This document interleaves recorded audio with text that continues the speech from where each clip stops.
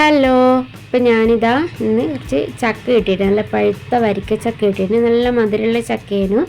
അപ്പോൾ ഞാൻ വിചാരിച്ചു ചക്ക വരട്ടിയത് ഉണ്ടാക്കാമെന്ന്. അതാ ഞാൻ കുക്കറിലേക്ക് ഇട്ട് കൊടുക്കാൻ കേട്ടോ. അല്ലാതെ ഉണ്ടാക്കാം, ഈ ചക്ക അങ്ങനെ അരച്ചിട്ടും നമുക്ക് ചക്ക വരട്ടി ഉണ്ടാക്കാം. അപ്പം ഞാൻ കുക്കറിലൊരു 3 വിസിലടിച്ചെടുത്തിട്ടുണ്ട്. അതൊന്ന് ചൂടാറി കഴിഞ്ഞാൽ നമുക്ക് മിക്സീൻ്റെ ജാറിലിട്ടിട്ട് നന്നായിട്ട് അരച്ചെടുക്കാം. പിന്നെ നമുക്കിത് ഉണ്ടാക്കി തുടങ്ങാം കേട്ടോ. ഇപ്പം ഞാൻ അടി കട്ടിയുള്ളൊരു നോൺ സ്റ്റിക്കിൻ്റെ പാത്രം എടുത്തിട്ടുള്ളത്. ഒരുപാടുണ്ടെങ്കിൽ ഉരുളിയിലൊക്കെ ഉണ്ടാക്കാം. ഇത് കുറച്ചായത് കൊണ്ടാണ് ഞാനിവിടെ നോൺ സ്റ്റിക്കിൻ്റെ പാത്രം എടുത്തിട്ടുള്ളത്.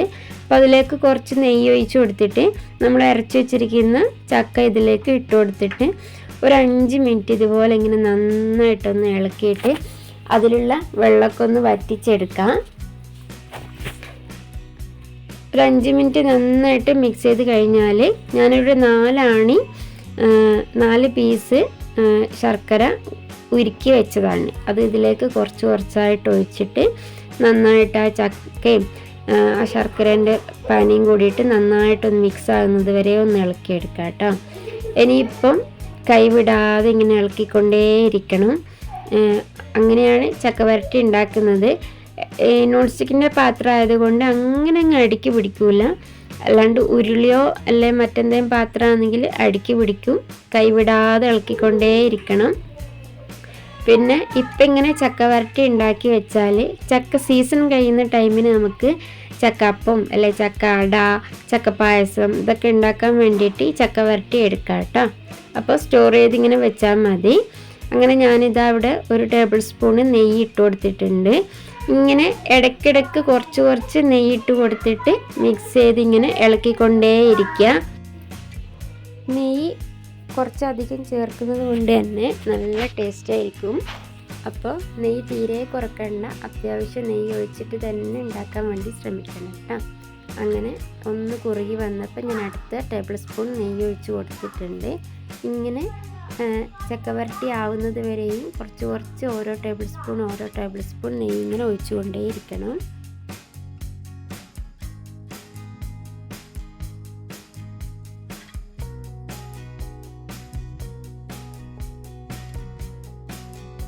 പിന്നെ ഈ ചക്ക വരട്ടി ഞാൻ പറഞ്ഞില്ലേ വേവിക്കാതെയും വെക്കും.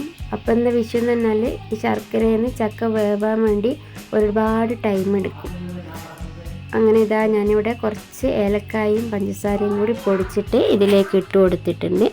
ഇപ്പം ഇങ്ങനെ മിക്സ് ചെയ്ത് കൊണ്ടേയിരിക്കുക.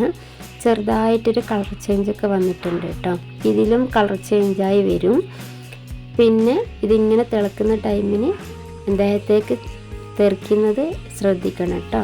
അവിടെ അങ്ങനെ ആയാൽ പൊള്ളും. അതുകൊണ്ടാണ് ശ്രദ്ധിക്കണം എന്ന് പറഞ്ഞത്. അത്യാവശ്യം വലിപ്പമുള്ളൊരു മരത്തിൻ്റെ തവിയൊക്കെ എടുത്താൽ ഇങ്ങനെ മിക്സ് ചെയ്ത് ഇളക്കിക്കൊണ്ടിരിക്കാൻ എന്താ പറയുക എളുപ്പമായിരിക്കും.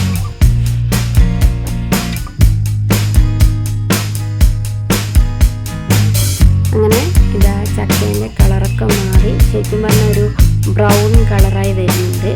പിന്നെ അതുമല്ല പാൻ്റെ അകത്തുനിന്ന് വിട്ട് വരാനൊക്കെ തുടങ്ങിയിട്ടുണ്ട്. ഈ ഒരു ടൈമിന് കുറച്ച് നെയ്യ് ഒഴിച്ച് കൊടുക്കുക, ഇളക്കിക്കൊണ്ടേയിരിക്കുക. ഒന്നും കൂടി ഒന്ന് ടൈറ്റായി കഴിഞ്ഞാൽ നമുക്ക് ഇറക്കി വെക്കാം കേട്ടോ. പിന്നെ ഫ്രിഡ്ജിൽ സൂക്ഷിക്കുന്നതാണെങ്കിൽ ഓവർ കട്ടിയാവേണ്ട. ഫ്രിഡ്ജിലല്ല പുറത്താണെങ്കിൽ അത്യാവശ്യം കട്ടിയിൽ തന്നെ കുറുകി വന്നോട്ടെ, അതായിരിക്കും നല്ലത് കേട്ടോ. ഇല്ലെങ്കിൽ പൂത്ത് പോവും.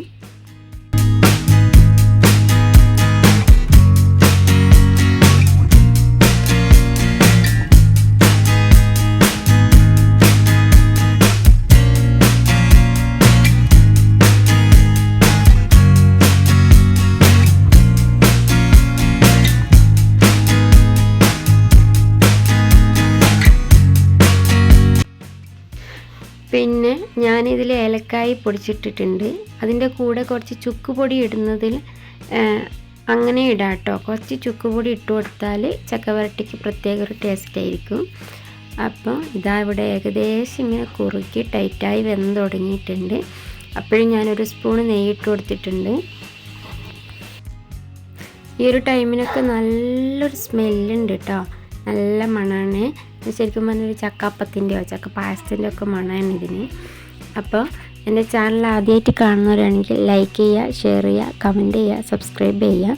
പിന്നെ വീഡിയോ കാണുമ്പോൾ മൊത്തത്തിൽ കാണാൻ വേണ്ടി ശ്രമിക്കുക കേട്ടോ, സ്കിപ്പ് ചെയ്യാതെ കാണാൻ വേണ്ടി ശ്രമിക്കുക. പിന്നെ ഇതാ ഈ പാത്രത്തിൽ നിന്ന് വിട്ട് വരുന്നുണ്ട്. പിന്നെ നമ്മളിങ്ങനെ ആ ഒരു വെള്ളമൊക്കെ വറ്റി വന്നതിൻ്റെയാണ് ഈ ഒരു കാണുന്ന കൺസിസ്റ്റൻസിയിൽ എത്തിയിട്ടുള്ളത്.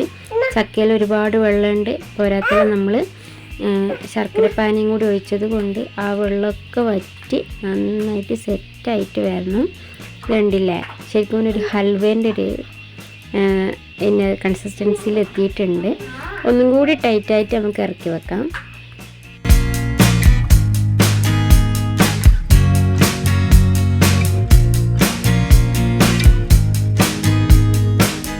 അങ്ങനെ നമ്മുടെ ചക്കവരട്ടി ഇവിടെ ഏകദേശം റെഡി ആയിട്ടുണ്ട്. ഞാൻ ഈ ഒരു ടൈറ്റിൽ ഞാനിവിടെ ഫ്ലെയിം ഓഫ് ചെയ്യാണ്. ഒന്നും കൂടി ടൈറ്റാണ് എങ്ങനെയെന്നുള്ളതിൽ ഒന്നും കൂടി ആയിട്ട് ഇറക്കി വെച്ചാൽ മതി. പിന്നെ തണിഞ്ഞ് കഴിയുമ്പോൾ ഒന്നും കൂടി ഇത് ടൈറ്റ് ആവും കേട്ടോ. അപ്പോൾ ഇന്നത്തെ വീഡിയോ ഇത്രയുള്ളൂ. അടുത്തോടെ കാണുന്നതായിരിക്കും. Bye by.